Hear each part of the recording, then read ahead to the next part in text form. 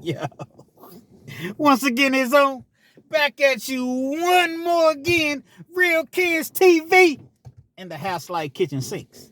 Now, before I get into this afternoon's story, if you will, understand that I'm the self-proclaimed Mr. 30 Minutes or Better, meaning that anytime I drop a story, it's guaranteed to be 30 minutes or better.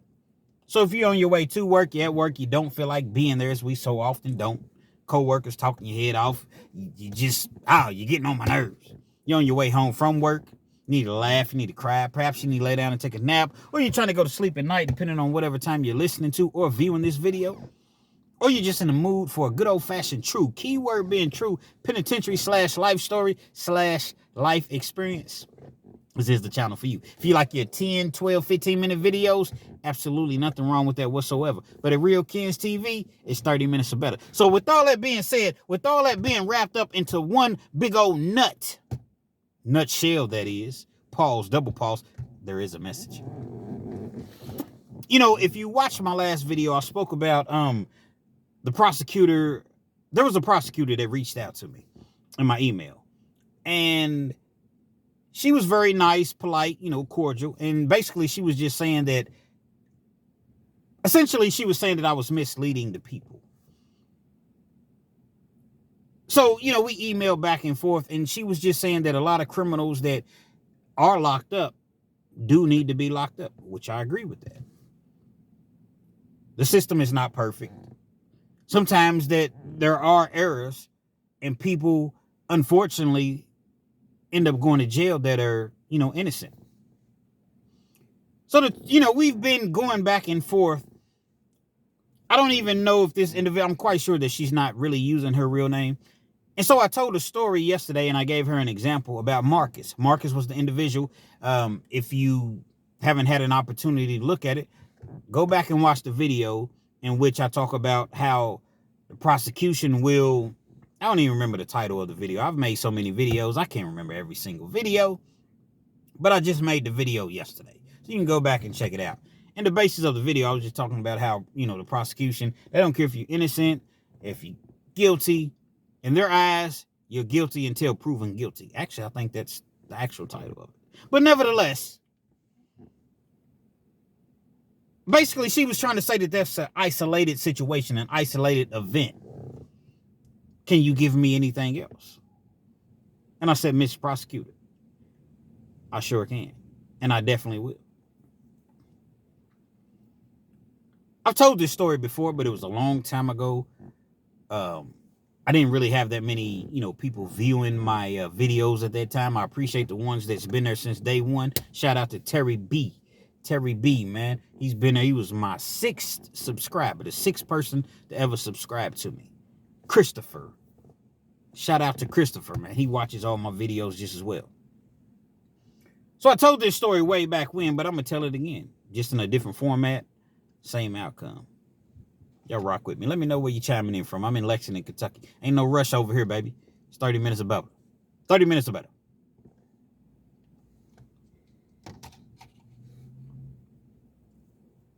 And so, you have this individual. I rarely use real names. I don't even remember what I referred to him as in the first story. Because I can't just go around using people's real information and real names. But the stories are always true. So we're just going to refer to this individual as Dexter. Dexter St. Jacques. But we're gonna leave off the St. Jacques part, man. Pause, double pause. We're just going to call him Dexter. Matter of fact, just call him D. It'll be a lot easier to keep along with the story, if you will. Follow along with the story. I'm going to call him D. D was an individual, had 2 prior felonies. One of the felonies was for child support. Now, don't get me wrong. I'm not saying that you shouldn't pay your child support. I'm not saying that you need to take care of your kids. But see, just because you catch a felony for not paying child support doesn't necessarily mean you're not taking care of your kids. I'm in the Commonwealth of Kentucky.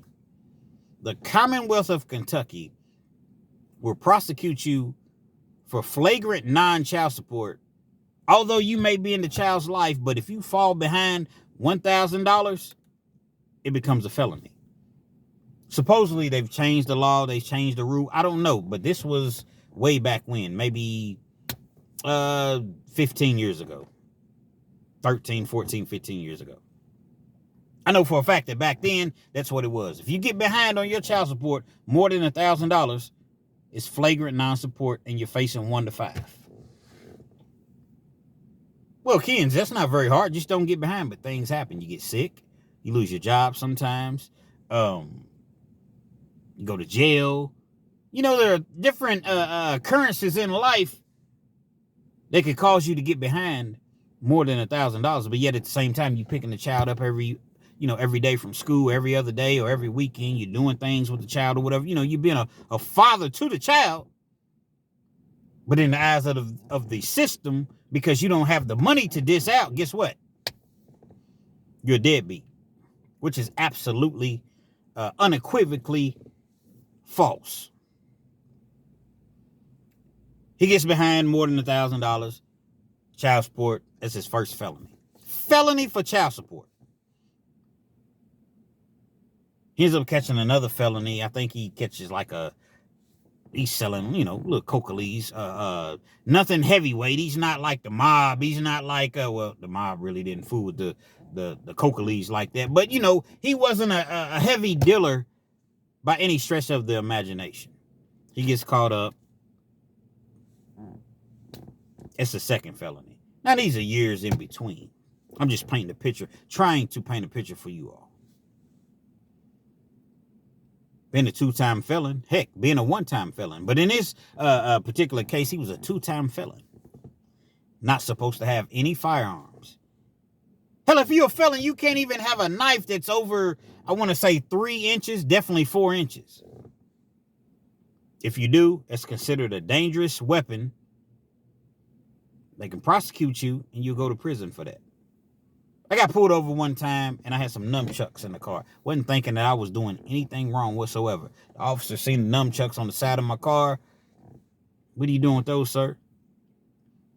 Well, officer, I'm obviously that I'm a felon. Can't have a gun. I can't just be, running around with that sword of justice, aka Dante from the Dante Show Network. You know what I mean? Shout out to Dante.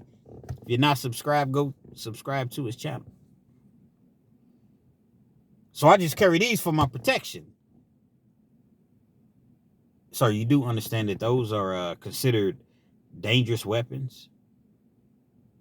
Nunchucks? These are considered dangerous? I'm just trying to protect myself. I didn't know that. Oh, and what are these? The brass knuckles. For y'all that don't know, I didn't know. I know a lot about the law. I don't know everything, but I know a lot about the law. It's illegal. You can't have those things, especially as a felon. If you're a felon, you definitely can't have them. Brass knuckles is kind of, you have to do your research on those, because they make these things, they make these laws, and we don't even know that we're breaking the law at that particular time. You think they care about that when we go to court? No, absolutely not. Everything's about money. Everything's about prosecution. Everything is about convictions so that the prosecutor can raise her or his status to get to the next level, to become that judge, to become that senator, to become whatever they choose to become. This is my track record. Doesn't matter if that individual was innocent. Doesn't matter if that individual was overcharged. That's just what it amounts to. And so you find yourself in these peculiar situations and people are looking at you and it's like, well, if you don't do this, then you don't have anything to worry about. I get that. But sometimes you don't really know. Once again, I'm going to reiterate, you don't know sometimes when you're breaking the law. You got this individual D getting all the way back. I know I went way left with it. It seems as though I went way left with it, but I really didn't, because it's all going to come together in one big pot. Then you'll be like, okay, I see why he did and why he said that. A lot of people don't know the criminal system and how it works. A lot of people, they ain't never even had a speeding ticket. And if they did, I'll pay the $200 and, they've never had to deal with the court system. Got D, 2-time felon. Yeah, he has 2 felonies, but, the word felony is really, really over-exaggerated. He's a felon. That word is really, really overly exaggerated. You go and apply for a job or, apply for an apartment. He's a felon. No, he's an individual that got caught for what most of us do. A lot of people commit felonies and don't even realize that they're committing a felony. That's just the truth of the matter, man. You can argue with me with my comments or whatever you want to do, and that's cool. I'm not no yes man. I don't want yes people around me. I don't need everybody to agree with every single thing that I say. But a lot of people commit felonies according to the law, according to what the books say, but they don't even know that they're committing a felony. Then you got individuals that just blatantly committing felonies. There's a difference. It's a thin line. Well, it's not even a thin line. It's a distinct line between the two. You got actual criminals. Then you got people that just try to do everything right. And then you got individuals that's, well, I'm going to tell a little white lie over here. But the white lies sometimes end up equating to be felonies. D's out. He's out one particular evening. He said, you know what, man? I'm at this strip club. Have me a little fun, man. Nothing major. I'm going to go into the strip club, see what's what. D has his lady with him. They go into the strip club. They having fun, having a couple drinks or whatever. Nothing over the top. Just doing what you do in a strip club. I don't really frequent. Matter of fact, I haven't been to a strip club in probably 15 years. It's just never really been my thing to go to a strip club because I respect the hustle. I respect the ladies that's in there. They getting their money. But I've never been that guy that's going to give you my money. I don't care if I'm worth $5 million. I'm not going in no strip club making it rain 5-10 stacks. Are you crazy? Are you absolutely out of your mind? Why would I do that? I don't care if I'm worth $100 million. Are you crazy? Come on, kids. Everybody says that until they get the money. Are you crazy? I will never go in a strip club and make it rain $15,000, $20,000, $30,000. Man, I'll give that to homeless people. I'll help single mothers out. I'll help single fathers out. I'll help the kids go to school, scholarships or whatever. Before I'll go in a strip club. Not to say that they don't need help either. Because, some of them are in there just, trying to get through school. But the majority of them, I don't want to pass judgment on anybody. It's just safe to say that kids will never, ever do that, despite how large I may, the Lord blesses me or whatever. I'm never going to be in a strip club. Make it rain. I'm never going to do that. I'm not making it rain. Not been in strip clubs. I get a little table dance, $5. I go to the stage. I tip them a couple dollars or whatever. But outside of that, it's not happening. I'm going to give my money to people that really, really, really need it. Y'all rock with me. Hold on, let's rewind it. Because typically when I say y'all rock with me, I pick the cup up and I have a drink. See, you all made me aware. A lot of times, the viewers, you all make me aware of my cadence, of the different things that I do on camera. So, y'all rock with me.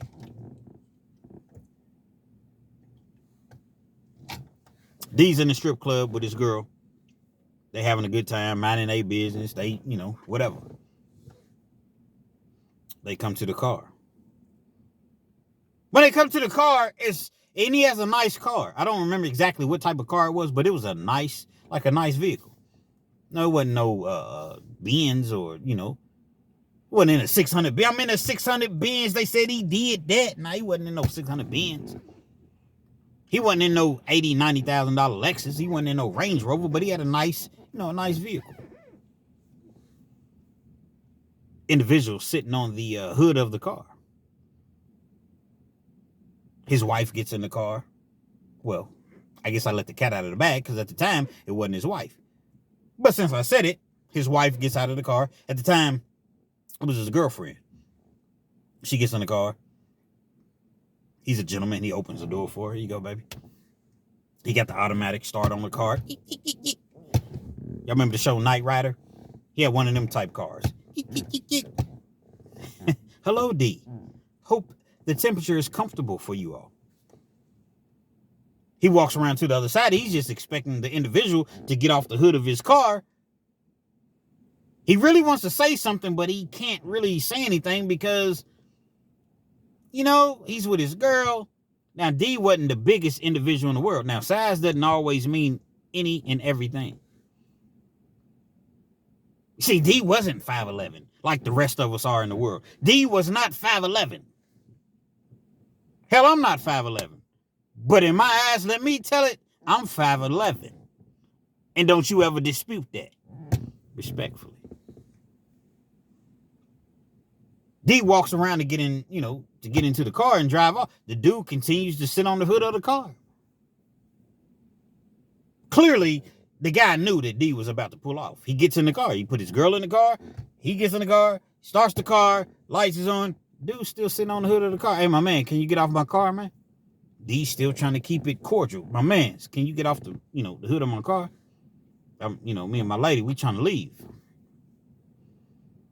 Dude just ignores him as though he doesn't hear anything. Now, me personally, I just would have pulled off on his ass.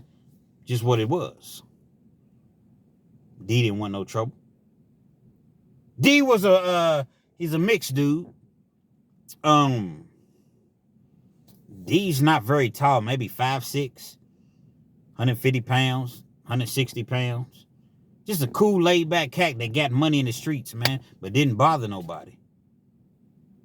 Didn't have no beef, didn't hang with a lot of people. He was with his girl most of the time, so being that he was at the strip club with his girl wasn't out of the norm because he was always with his girl. Dude didn't want to get off the hood of his car, man. My mans, can you please get off the hood of my car? Now, let me paint the picture. I'm always gonna paint the picture for you. It's not just one individual that's sitting on the front of the car. One isolated, I don't necessarily want to say it, a situation, but it wasn't one isolated individual. It's other. He got his crew around. It's probably, I don't know, 5 or 6 other individuals that are around. Just they're not sitting on the car. Hey, my mans, please, could you get off my car? I'm about to pull off. I don't want to make you, I don't want to pull off you on the hood of my car. In D's mind, he's really not feeling this dude being on his car. I got my lady in the car. I got a nice car. I just got a new paint job. I'm feeling as though these dudes is flexing on me. I'm feeling as though, they really, really want to try to front on me in front of my lady. Got a fine lady. She's nice looking, young woman. Actually, she's taller than D. That don't mean anything simply because she's taller, but she's built like a stallion. She comes walking through like a unicorn, man. Now the unicorns walk through and that's how she look, but they had been together for years. Man, I ain't trying to hear none of that. That's what the dude sitting on D's car. I ain't trying to hear none of that. D gets out of the car. He's still cordial. He's still a gentleman about it. Hey, my mans, I don't want no trouble, man. I'm just trying to leave, man. Mind you, again, they're in the parking lot of a strip club. It's not even that late.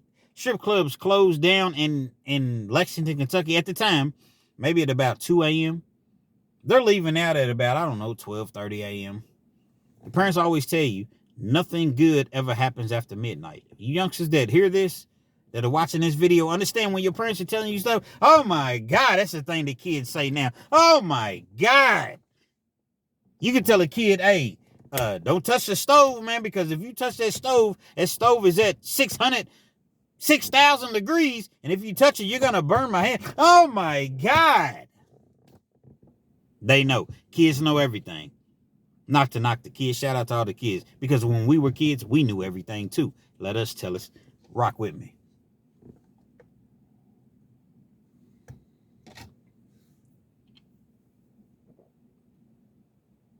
He's thinking that he can get out and have a sensible, conversation with the individual. Like, bro, I'm just trying to pull out, bro. You know what I'm saying? I don't want no problem.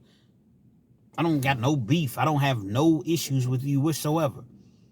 I'm just trying to pull out, and I don't want to pull out with you sitting on my car. Man, get out of my face, little nigga. That's what he said. Get out of my face, little nigga. Hey, man, who you talking to? Soxy. Socks D. Damn. If I was editing this video, it would look like woof, woof, woof, woof, boom. Socks. D wasn't the biggest dude in the world, as I have previously told you. After he socks D, bust him in the mouth. But this particular time, he's not on the hood of D's car because he done jumped off and socked him. D gets back into the car. He's bleeding. His mouth is busted. D's girl, she's ready to go off. She's about that action. No, baby, come on. She's trying to get out of the car now.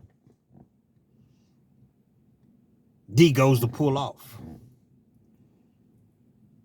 D goes to pull off after being socked in the mouth for no reason in front of his girl, which is now his wife, Urban Dictionary, wife, his wife. The windows rolled down.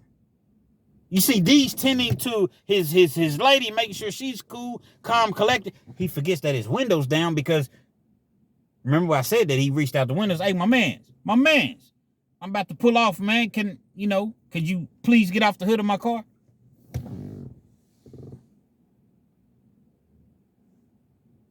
The dude comes to the window. D's head is turned. He's talking to his wife. Dude reaches in the window. Boom! Socks him again. This time when he hits him, he's kind of dazed a little bit. Hits him again. Boom! Boom! Hits him like 3 or 4 times through the window. He's socking him. Everybody else outside, you got yes people around him. They laughing and hey, man, he got stoned. You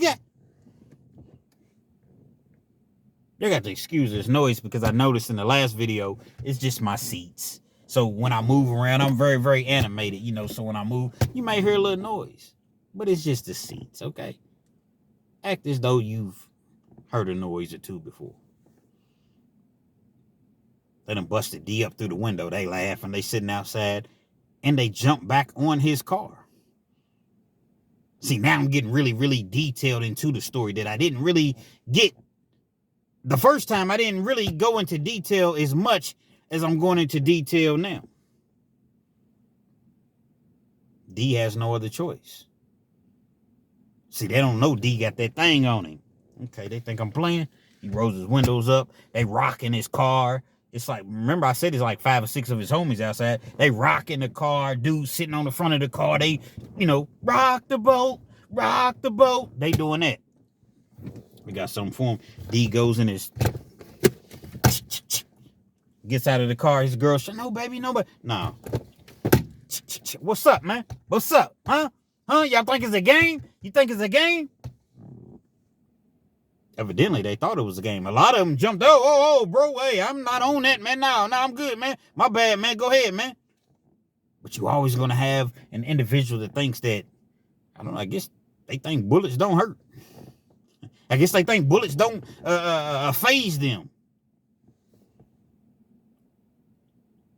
D, in my personal opinion, he had the right to just get out, just blasting. But he didn't do it. He got out for his protection. Man, get off my car, man. Let me out of here. I guess they looked at D. He was small in stature. Like I said, 5'5", 5'6". He wasn't 5'11". See, if he was 5'11", I don't think they really would have tested his gangster like that. Again, respectfully. The same dude that been giving him all the drama the entire time. Everybody else was just kind of, filling in, but it was one individual. What you gonna do with that besides make me mad? Y'all know the movie Friday. What you gonna do with that besides make me mad? Get knocked out like your pops used to. They didn't say these words, but I'm painting a picture. Rock with me. Vibe with me.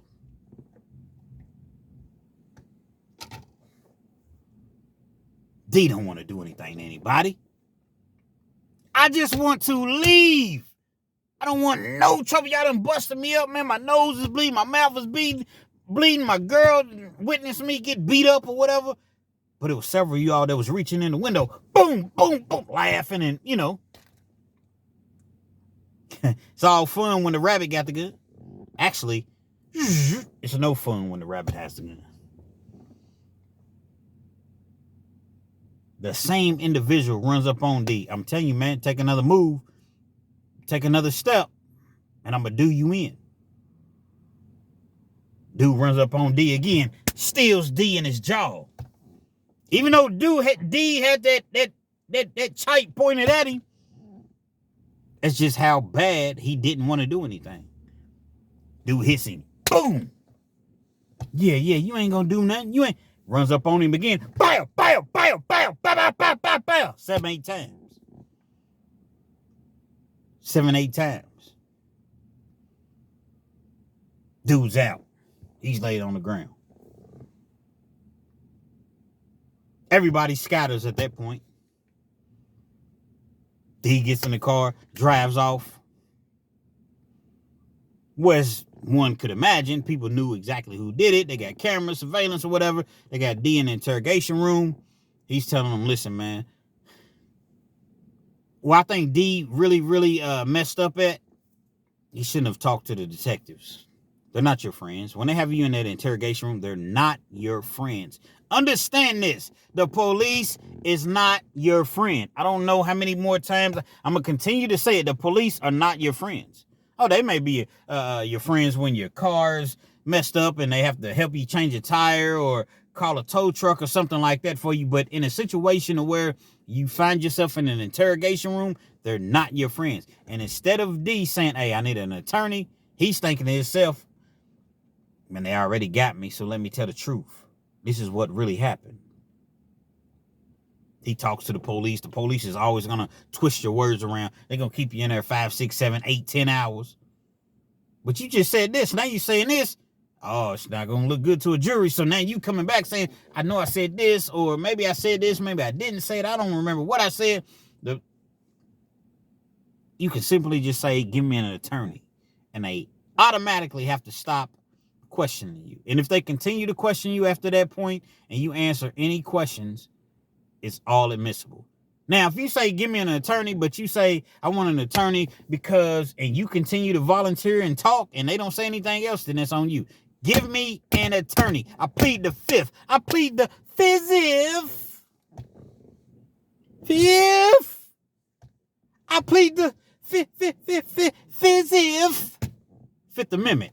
1, 2, 3, 4, 5. Plead the fifth on their ass. And they can't ask you nothing else. Yeah, you're going to go to jail. Cool. You're going to go to jail, but guess what? If you go in there and you talk and you telling them, well, I just did this and man, you're going to talk yourself right into I don't necessarily want to say a murder charge because you don't know. It just depends on what you're charged with. You're going to talk your way right into the penitentiary is basically what I'm saying. Fifth. Y'all put in the comments. Fifth. If you feeling me, you understand, and you know what the Fifth Amendment really means. It don't mean that you're getting over. It doesn't mean that you're trying to hide anything. It just means that you're trying to exercise your rights, your amendments. Fifth. Respectfully, though. Respectfully. He goes in there, D, and he's trying to talk his way out of the situation. He admits to it, but it was self-defense. The dude wouldn't get out of my car. They was hitting me. They was jumping me. I didn't know what else to do. Guess what? Again, the police will never be your friends. Stand up, put your hands behind your back. But, sir, I just told you, stand up and put your hands behind your back. But, sir, what am I being charged with? Murder. Murder? It's murder. Y'all remember Murder Inc.? It's Ja Rule. It's murder. Murder? What did I do? You being charged with murder? You've been charged with a felon in possession of a handgun, wanton endangerment, because when you fired all them shots, there was other individuals around, and they could have been hit. And probably a slew of other charges, but these were the main, really the murder was like the main charge. 20 to life, a 2-time felon. Even though it was child support, even though I was trafficking, I was wrong. Acting as though I was D. I was wrong for trafficking cocaine, but it was a coca leash, man. Coca leash, man. It was a small amount. It's not like I was out here, with keys. But nevertheless, it is what it is. Got me in the county jail. Got D in the county jail. Won't lower his bond. He's in the county jail for a good, solid year. I previously mentioned D wasn't really the most street dude in the world. He checks in and goes to PC. His lawyer tells him to go to PC. He obliges. See, the individual that he, I guess I kind of put the cart before the horse. The individual that he blew, that he blasted 6-7 times, he's unalive. Didn't make it. No longer with us.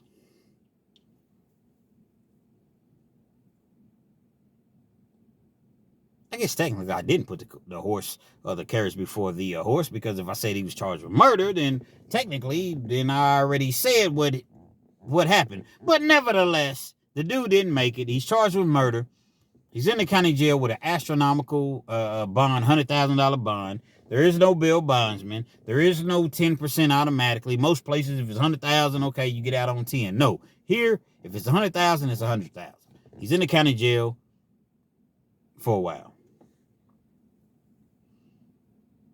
He's getting all type of threats. The individual that he unalived, he was a big person in Lexington as far as his family. Not necessarily him, but a lot of people knew him. They knew his family. He's getting all type of threats. Remember, you in the county jail, you ain't number 5'6". See, if you was 5'11", you could throw them things, man, and you be in general population or whatever. But he was 5'6". So therefore, all the threats and things that he opted to go to PC. I wouldn't have done it, but hey, teach his own. I ain't never been in PC as a disclaimer. He goes to PC. He sits in the county jail about a year. The judge grants him bond one day. Not necessarily bond, but she grants him house arrest. He gets house arrest. They put the ankle monitor around him. Strict stipulations, what have you, but he's no longer in the jail. That's major, because when you're on bond or when you're on house arrest, all of that time that you do on house arrest counts towards your sentence if you're convicted. So say you spend a year on house arrest, that's a year towards your sentence in the event that you get convicted. He does about 18 months on house arrest. Now at this point, he has 2.5 years in before he goes to trial. Prosecution is not really offering him any type of deals. They're offering him a deal, but it's not anything that he feels warranted to take. He goes against one of the best attorneys in Lexington. And I'm not going to say the dude's name, but he goes and gets one of the best law firms in Lexington. They charged him $70,000. These people, man, they sell cars. They do whatever they got to do. They pay the lawyer. He ends up going to trial, and when it was all said and done, the trial lasted like a week. Like I said, they tried to hit him with the murder, give him 20 to life. He was in wrong. He shouldn't have defended himself. He should have just found another way. I don't know what other way he possibly could have found. He did everything that he could possibly do. You got witnesses. What more could he do?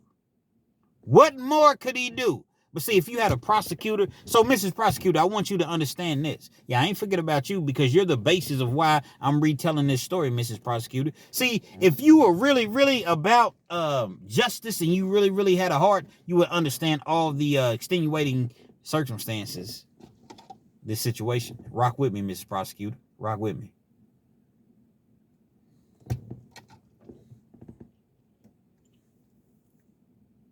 D goes to trial. He understands that no matter what, he's going to go to prison because he had the handgun. No matter what, he had the handgun. He was a convicted felon in possession of a handgun. Carries 1 to 5. He's looking at that like, okay, well, with my house arrest time and the time that I've been in the county jail, and I already have, 2 years, 2.5 years in on my sentence that will count towards my sentence. Got a prosecutor in Lexington, Kentucky, Fayette County. Google him. I challenge you all to Google Ray Larson. Ray Larson. Hated criminals. Anybody that broke the law hated him. I understand you shouldn't break the law, but this dude would try to prosecute you to the fullest extent. This dude died, was unalived, and I literally seen people jumping up and down for joy, laughing and joking, and I wasn't doing anything like that because, I'm just not, my heart and my spirit didn't, but you had people that was really celebrating him no longer being with us. Dude was like in his 80s, man. He was just a firm prosecutor, man. Ray Larson. Look him up. Again, I don't condone any of that sort of behavior. I just don't. I don't know. I grew up in church, and I nobody's perfect. But nevertheless, he gets on the stand. I don't know if he got on the stand. I don't think he got on the stands, but he's, his law firm that he has 3 attorneys, paralegal. He got all type of stuff for that $70,000 that his people paid. The jury comes back. They find him not guilty of murder, not guilty of wanton endangerment, not guilty of anything else, but felon in possession of a handgun. Well, as I previously mentioned, he was knowing that he was going to be found guilty of that, but he was just hoping that they would drop everything else, give him 5 years for being in possession of a handgun. I've already done 2.5. Let me go. Didn't quite work out that way. And I was very surprised at this judge because she was a black judge. A lot of times they don't like black judges. Just keeping it real. Come on, kids. Don't start the race stuff. A lot of times you all don't understand. You all don't understand. It's not the race stuff. It's just the race reality. They don't want a black judge, and they don't want black jurors. They do not want black jurors because it's a known fact that they say that blacks are more empathetic towards black defendants, people that are accused of doing a crime. Don't shoot the messenger. That's why every time there's a trial, you always have a white prosecutor, and they're always trying to get the black people off the jury.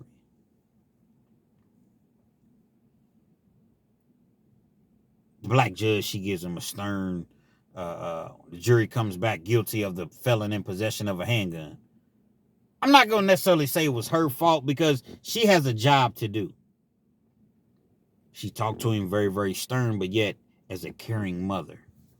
Young man, what you do is your own business. But at the same time, here you were at a strip club, knowing that you had 2 prior felonies. You got this young lady in this sort of environment with you. See, this is accountability. See, don't just think that Ken's is just saying, Mr. Prosecutor, don't think that Ken's is just saying, no, it's all about the prosecution. They did this wrong. They did. No. Ken's is going to hold Ken's first accountable, responsible. But Ken's is also going to hold D accountable as well. I agree with the judge. Why are you in this environment? Why are you around a situation where something could potentially pop off? He's young. He don't know. But at the same time, you still have to use common sense. You're a 2-time felon. I don't care what the felonies were for. You were still a 2-time felon. Why was you in this environment? Secondly, no matter what the situation was, you still had this handgun. Well, Your Honor, if it wasn't for him having the handgun, he wouldn't be here with us today. It saved his life. I understand that, Mr. Lawyer, but at the same time, According to the law, the statute, D was not supposed to have this handgun. I have no choice but to find him guilty. He was in possession of it. He admitted it. So I'm going to give you 5 years on the handgun. Now, when you go to trial, because he was facing 5 to 10 on the handgun. So if you get caught with a firearm, it's 1 to 5. Firearms like a rifle, something that you can say, man, I was hunting. But a handgun, a Glock, or 5 to 10. I'm going to give him 5 years, the minimum. That's what I have to give you. You just beat a murder charge. But what the jury doesn't understand, because that was the jury's recommendation, 5 years, the minimum. The jury doesn't understand in the exact, moment of time that there's a second phase of the trial. See, once D was found guilty of being a felon in possession of a handgun, the jury's introduced, they're privy to his past. Okay, he had a felony for child support, had a felony for trafficking cocaine. Now this is his 3rd felony for being a felon in possession of a handgun, in which if he wasn't a felon, it just would have been a fine at best. But because he was a felon, it's 5 years. So now the jury's introduced, it's called the sentencing phase of the trial. A lot of times they call it the second trial, whatever. It's just the sentencing phase or whatever. So, excuse me, y'all. So the prosecution proves that he has 2 prior felonies. On this date, he was convicted of child support. On this date, he was convicted of trafficking cocaine. On this date, you all just found him guilty of being a felon in possession of a handgun. So, by law, you must find him guilty of being a persistent felony offender. PFO is what they call it in Kentucky. Y'all rock with me, especially if you're from Kentucky and you know about the PFO. Persistent felony offender is a sentence enhancement.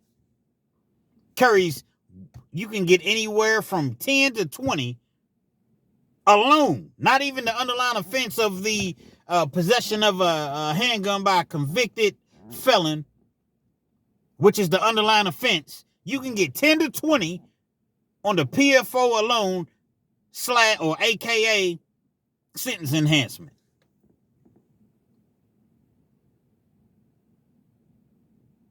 Jury recommends 15 years. They see that he's a 2-time felon.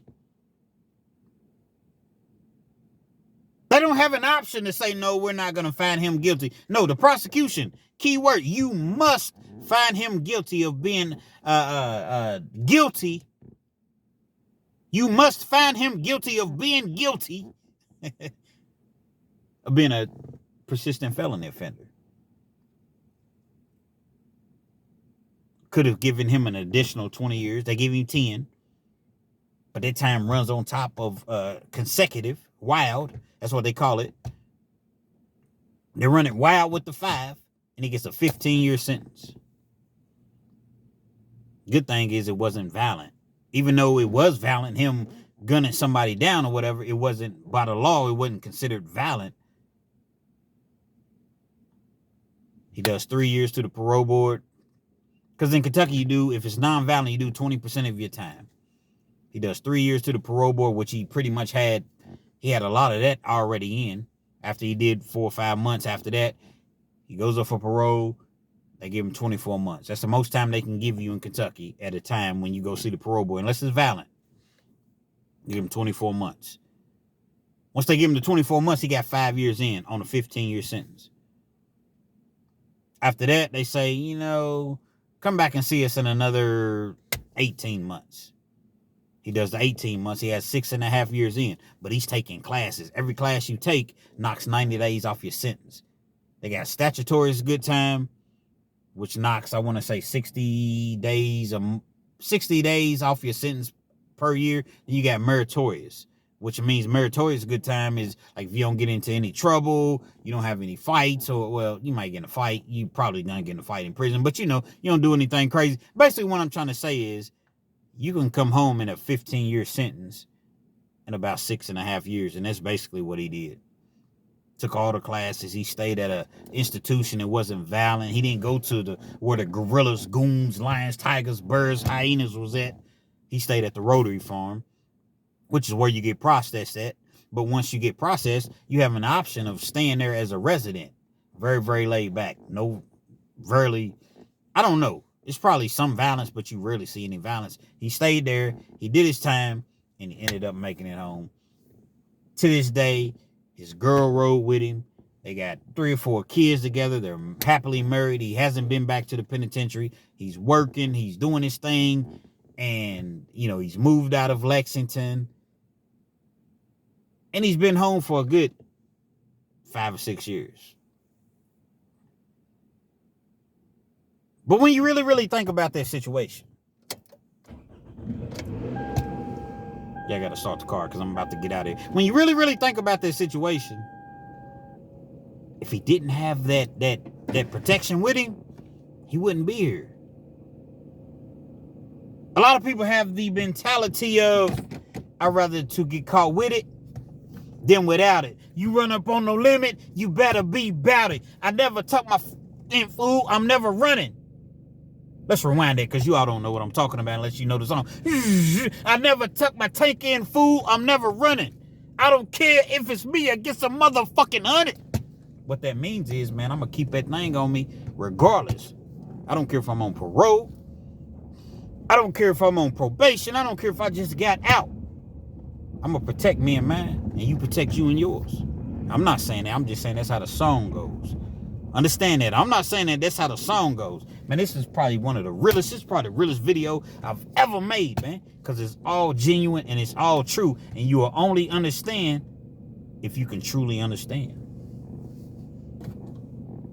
If he didn't have that protection on him, yeah, sure, he had to go and be gone for 6.5 years. But just think about it. He's with his kids now. He's taking his kids to baseball games. He's taking his kids to football practice. He's taking his kids. He wouldn't be able to do that if he didn't have that action and that heat that I be delivering to you all. If he didn't have it on him, wouldn't be here. Y'all think about that, man. It's how the law works, man. This is really, really how the law works, man. You got crazy people out here. People that, the most simplest of things. You can be driving in traffic, minding your own business, and because you didn't go fast enough, because you didn't pull off when the car behind you felt as though you should have pulled off, now they blowing at you, they're talking crazy to you, they're threatening you. But if you're a felon, you have absolutely no right to defend yourself. They want to lock you up. Locking people up is a business, Mrs. Prosecutor. I ain't forget about you. Locking people up is a business. Sure, there's people that need to be locked up. Sure, there's people that break the law. You can't just let people go. You have to have accountability. You have to, pay for the things and the sins and the, the things that you do and commit. But it don't mean that you deserve a 10, 15, 20-year sentence, man. We all people, man. We human beings. I'm proud of the dude. Haven't talked to him in a while, but I just talked to one of my partners, and he said that he ran into him and said that he's doing well. Came home, did what he was supposed to do, married his girl.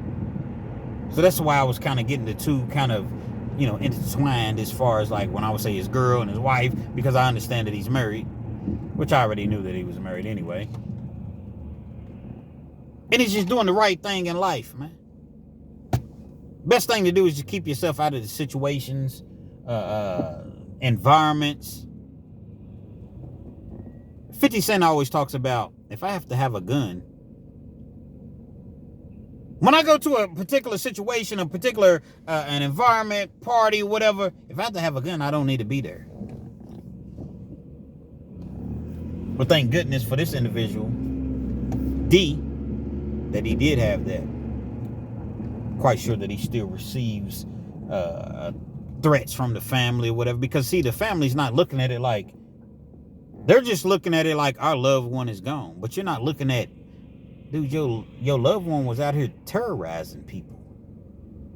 It's documented. Your loved one was out here terrorizing people. I'm in traffic, you also, you know. Sometimes people deserve what they get, man. This particular situation, it seems as though the individual that's no longer with us may have gone a little bit too far, pushed the needle a little bit too much, too far. I'm driving again, so,